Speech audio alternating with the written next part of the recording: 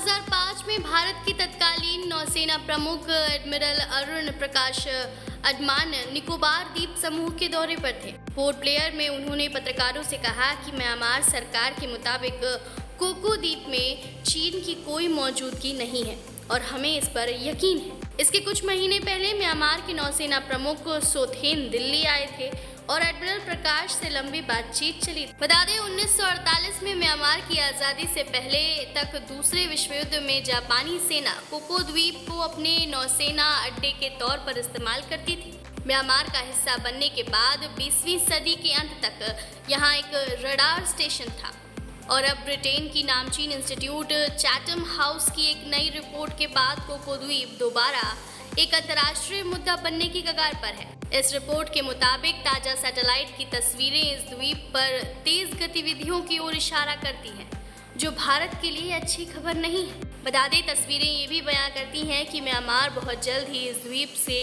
खुफिया समुद्री निगरानी की शुरुआत कर सकता है।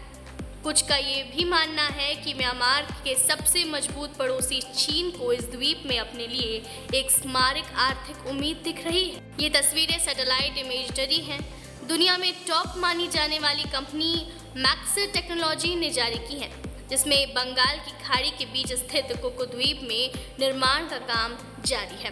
बता दें डेमियन साइमन और जॉन पॉलक की इस रिपोर्ट के मुताबिक हवाई जहाज़ों को सुरक्षित रखने वाले 2 हैंगर रखने के लिए क्वार्टर और पहले से बनी हुई 1300 मीटर लंबी हवाई पट्टी को बढ़ाकर अब करीब 2300 मीटर लंबा कर दिया गया है। रक्षा मामलों के नामचीन पत्रकार फाइटर जेट्स और बड़े मालवाहक फौजी विमानों को लैंड और टेक ऑफ करने के लिए 1800 मीटर से लेकर 2400 मीटर तक की लंबी हवाई पट्टी चाहिए। भारतीय विदेश मंत्रालय के प्रवक्ता अरिंदम बागची ने हाल ही में इस मुद्दे पर प्रतिक्रिया देते हुए कहा कि भारत उस तरह की सभी गतिविधियों पर अपनी नज़र लगातार बनाए हुए है जिसका वास्ता देश की सुरक्षा से है। उधर म्यांमार की फौजी सरकार से प्रवक्ता जॉन मिन तुम ने इस तरह के सभी आरोपों को बेबुनियाद बताते हुए कहा कि म्यांमार किसी भी विदेशी सरकार को अपनी धरती पर सैन्य अड्डा बनाने की इजाज़त नहीं देगी। भारत सरकार को पता है कि उस द्वीप पर सिर्फ म्यांमार के सुरक्षा बल हैं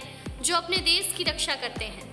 चीन ने दशकों से अपने आयात निर्यात और ऊर्जा संबंधी जरूरतों को समुद्री कारोबार के जरिए पूरा करने के लिए मलक्का स्ट्रेट पर नजरें गड़ाई हुई हैं। करीब 800 किलोमीटर लंबा ये समुद्री रास्ता इंडोनेशिया, मलेशिया और सिंगापुर के बीच में पड़ता है, जिससे होकर चीन जहाज हिंद महासागर और बंगाल की खाड़ी के जरिए पश्चिमी दुनिया तक पहुंचता है।